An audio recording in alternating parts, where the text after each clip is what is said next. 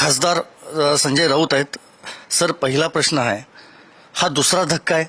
गुवाहाटीचा एक झाला, पुन्हा आता 6 खासदार तब्बल तुम्हाला सोडून गेलेले आहेत. असं सांगितलं का मी गेलो म्हणून त्या 6 खासदारांनी समोर येऊन? नाही, अशा अफवा आहेत. असं मीडियामध्ये आहे, गेले गेले गेले गेले गेलेले, पळाले पळाले पळाले पळाले, आले आले आले आले. उद्या आमची पार्लमेंटरी पार्टीची मीटिंग आहे. आम्ही व्हीप बजावलेला आहे. त्या व्हीप बजावल्यावरती खासदारांना बैठकीला उपस्थित राहावं लागेल. तेव्हा आम्ही निर्णय घेऊ किंवा तेव्हा आम्हाला कळेल की कोण आहे आणि कोण नाही वगैरे. किती खासदार येतील त्या बैठकीला? तुमचा संपर्क झालाय? उद्या पाहू ना, नेहमीप्रमाणे किती खासदार असतात किंवा येतात ते उद्या कळेल ना. त्यानंतर आम्ही पाहू ना कसं काय करा. आता हवेतल्या गप्पा ऐकून आम्ही कसं काय ठरवणार की आमचा पक्ष फुटलाय किंवा आमचे खासदार फुटले? पक्ष फुटत नाही, आमदार खासदार निघून जातात, फुटतात. हे सगळ्याच पक्षामध्ये होतं. उद्या भाजपकडे सत्ता नसेल तर त्यांच्याकडे काही लोक राहणार आहेत का? उद्या शिंदेकडे सत्ता नसेल, शिंदेचा मुलगा पण त्यांना सोडून जाईल. हा, श्रीकांत शिंदे सोडून जातील. सत्ता नसली तर काय करणार ना? त्यांना एवढी सत्तेची चटक लागलेली आहे सगळ्यांना. सत्ता आणि पैसा याच्या पलीकडे कोणाला काय दिसतं का? नाही दिसत. तुम्ही एक ट्विट केलं आर्थिक व्यवहाराचं. मग आर्थिक व्यवहार नसेल तर कसे काय लोक पळून जातात? हे काय सगळे संत महात्मे तपस्वी ऋषीमुनी आहेत का? नाही. आमच्या पक्षाच्या तिकिटावर तुम्ही निवडून आलेला आहात. आम्ही तुमच्यासाठी खर्च केलेला आहे, कार्यकर्त्यांनी घाम गाळलेला आहे, आणि तुम्ही पळून कसे काय जाऊ शकता? जर जाणार असतील तर आमच्या असतील, मग तृणमूल काँग्रेसच्या असतील, आम आदमी पार्टीच्या असतील, सगळ्यांचेच म्हणतोय मी. का जात आहेत सोडून? काय कारण आहेत?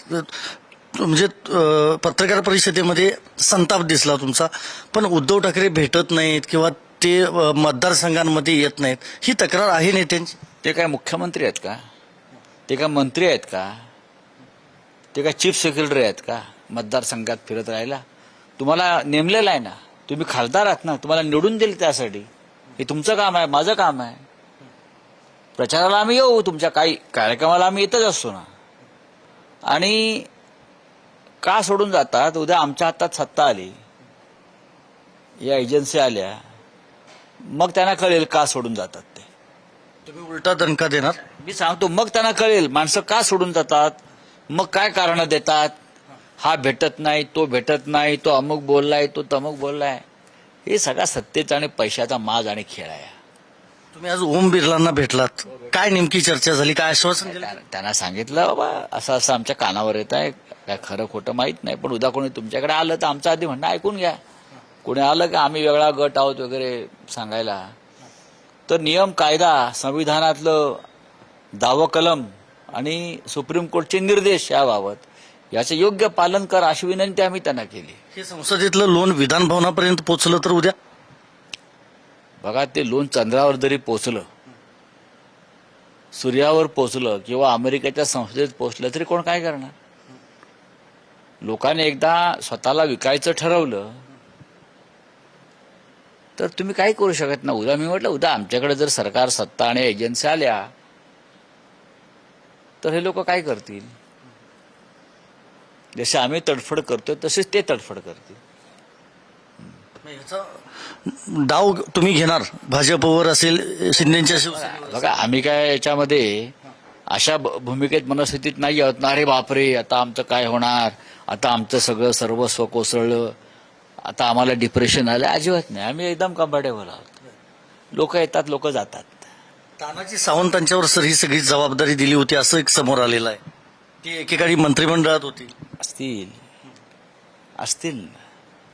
उद्या जर सत्ता नसेल त्यांच्याकडे तर तानाजी सावंत हे पहिले मातोश्रीच्या दारावर उभे असतील. मी त्यांना ओळखतो. अहो, सगळ्यांच्या संस्था, हे सगळे सम्राट, यांचे पैशाचे व्यवहार, हे सगळं त्यांना वाचवण्यासाठी त्यांना सत्ता लागते. एका फार मोठ्या जनसेवेसाठी राजकारणामध्ये उतरलेली ही कोणी माणसं नाही आहेत ना. आणि राजकारणामध्ये चढ उतार, वर खाली होत असतं. शेवटचा एक प्रश्न, ह्या सगळ्या ऑपरेशन टायगरमुळे एकनाथ शिंदेची ताकद वाढणार आहे, 2 मंत्रिपद सर त्यांना दिली जाणार आहेत केंद्रात. अहो 4 देऊ द्या ना, कोण विचारते? 2 काय 4 देऊ द्या की. चोरलेल्या खासदारांच्या बळावर तुम्ही मिळवणार आहात सगळे. आमचे खासदार, आमच्या पक्षाचे खासदार तुम्ही अशा पर्याने 15-15, 20-20 कोटी रुपये ॲडव्हान्स देऊन जर विकत घेणार असाल तर काय त्याला किंमत त्या समाजामध्ये आणि राजकारणामध्ये काय किंमत काय? पुन्हा कोर्टात जावं लागलं तर जाणार. बघू ना आम्ही काय करायचं ते. पण तुम्हाला या वेळेला हा घासताना आम्ही पचू देणार नाही. बघा तुम्ही, गुवाहाटी सारखं नसेल. पचू देणार नाही. हे खासदार आम्ही निवडून आणले आहेत. आम्ही, आमच्या पक्षानं, मशाल लोकांनी, आमच्या कार्यकर्त्यांनी. बघू. धन्यवाद सर आमच्याशी बोलल्याबद्दल. मशाल चिन्हावर निवडून आलेले हे आमचे खासदार आहेत आणि हा घास आम्ही कुठल्याही परिस्थितीमध्ये पचू देणार नाही असा थेट इशारा खासदार संजय राऊत यांनी दिलेला आहे. व्हिडिओ जर्नलिस्ट सुरेश सावंतसह मी संदीप राजगोळकर, पुढारी न्यूज, नवी दिल्ली.